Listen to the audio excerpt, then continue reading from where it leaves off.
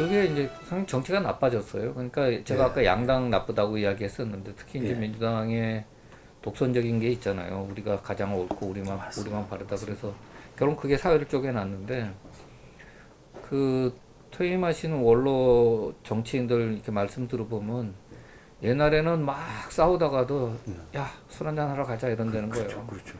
같이 술 한잔 먹으면서 야, 그건 좀 그렇죠. 그래서 이제 서로 그럼 너 내 입장도 알아줘야지. 그래서 이제 거기서 일정하게 그럼 오케이 여기까지 우리 서로 하자. 예. 그런 타협 같은 게 이루어진다는 거죠. 그러니까 뭔가 동료 의식이 있는 거죠. 그렇죠. 그 전체적으로 그리고 야당이라고 하는 것도 결국은 국정의 한 그렇죠. 맞습니다. 한 파트너 아닙니까?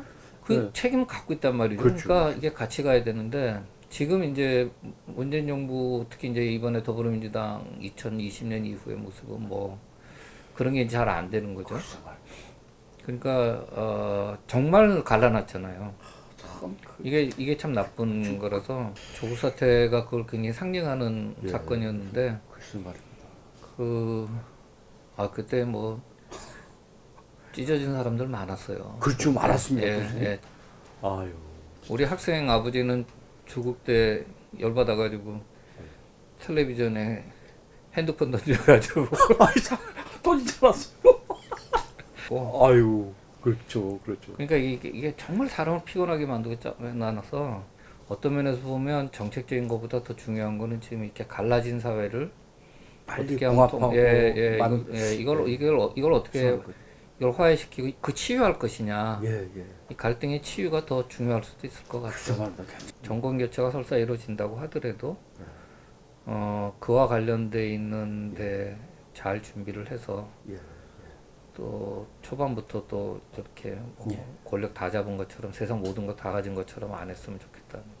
그런 이야기 꼭 하고 싶어요. 이게 노무현 정부 끝나고 MB 됐을 때 그 동네 사람들 한번 만난 적이 있었는데 제가 그랬거든요. 5년 생각보다 짧더라. 그리고 준비 잘하고 겸손하고 부족하면 알아야 된다 이런 얘기 좀 했었는데 제가 받은 느낌은 세상을 다 가진 것 같은 느낌이 그때 대단했죠. 10년 만에 정권 교체인데 MB 때 너무 그러다가 저 광우병 사태로 완전히 뒤집혔죠. 거의 100일 동안 마비가 됐으니까. 맞습니다. 그래서 이번에는 좀 그리고 사실 그런 오만이 박근혜 정부의 몰락도 가져왔던 거고 탄핵까지 당했던 거니까 그거에 대한 반성을 일단 해야죠. 되돌아봐야 되고 그리고 문재인 정부가 그 이후에 변화를 못 가져왔기 때문에 그러니까 결국은 어떻게 보면 탄핵 때 있었던 그 촛불 집회에서 사람들이 그거를 민주당이 자기들 거라고만 생각을 하는데 사실은 그때는 보수적인 사람들도 많이 나갔죠. 많이 나갔죠. 많이 나갔죠. 그러니까 그게 변화에 대한 욕구인 것 같거든요. 공정에 대한 이야기, 정치적 변화에 대한 이야기, 제왕적 대통령에 대한 이야기 이런 것들이 근데 문재인 정부가 그걸 아무것도 안 했단 말이에요.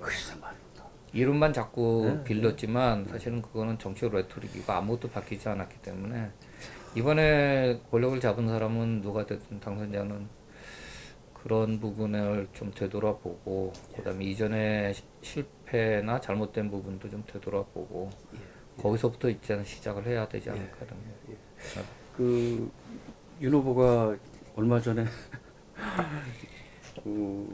적폐 얘기를 해가지고 또 공격을 많이 받았는데 또 그게 발끈해가지고 문 대통령이 그런 발언을 했는데 지금 이제 제가 볼 때는 세대적으로 노무현 대통령이 만들어 놓은 건 대단한 사람 내가 볼 때 노무현이라는 사람. 그러니까 정치적으로 자기가 만들었던 세력은 이제 끝이 났어요. 이제는 정말 끝이 이제 끝났어요. 이번 이제 대선으로. 저는 끝이 났다고 보는데 만약에 또 여지를 주거나 불편을 끼칠 수도 있는 거죠. 그럼 다시 살아날 수도 있죠. 그리고 이제 남들 보기에도 좀 창피하잖아요. 그렇죠. 외국 보기에도 좀 창피하죠. 그리고 이제 한 번은 끊어야 그렇죠. 그 다음에 이제 이게 맞습니다.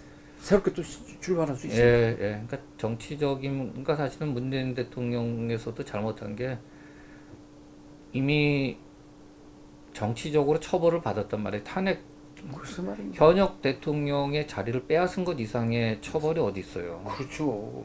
거기에 머물렀어야 되는데 대통령을 집어넣은 거는 저는 매우 잘못했다고 거기까지는 생각. 정말 그러니까 아주 잘못된 일이라고 생각하거든요. 맞습니다. 그러니까 네가 그랬으니까 우리도 또 할게. 이거는 이제는 그만했으면 좋겠다는 생각이 들어요. 누군가 좀 끊어야 되지 않을까. 맞습니다. 뭐 작은 좀 말씀이지만 뭐 저 퇴임 전까지 그 MB 대통령 저기 석방하고 그 사면하겠죠. 해야 되지 않겠습니까?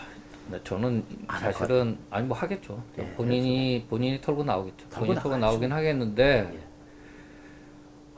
제가 작년 8.15 정도에는 내보내지 않을까 생각을 했어요. 글쎄 말입니다.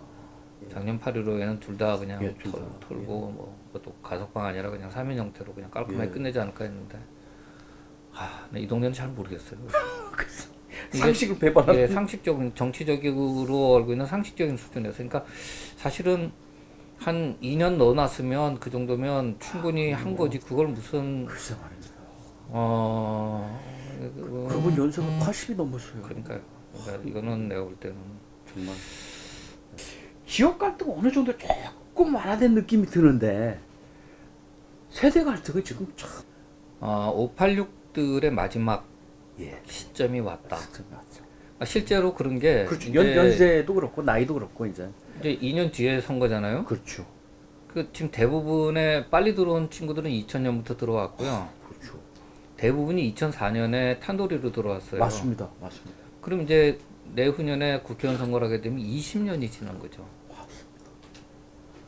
그러니까 386들이 20년을 해먹은 거예요. 예, 맞습니다. 그럼 이제 좀 자리를 비워. 그만둬야죠, 당연히. 그렇죠. 이제는 그만둬야죠. 그렇죠. 그리고 저는 사실 촛불 집회의 한 요구도 세대 교체라고 생각하거든요. 맞습니다. 그때 젊은 친구들이 많이 나와서 많이 나왔죠. 여러 가지 이제 변화를 요구를 해서 그게 이번 제대로 안 받아들여졌는데 이제 2024년은 자연스럽게 세대 교체로 갈 거고요. 그게 지금 이제 뭐 주변에서 그런 그 세대가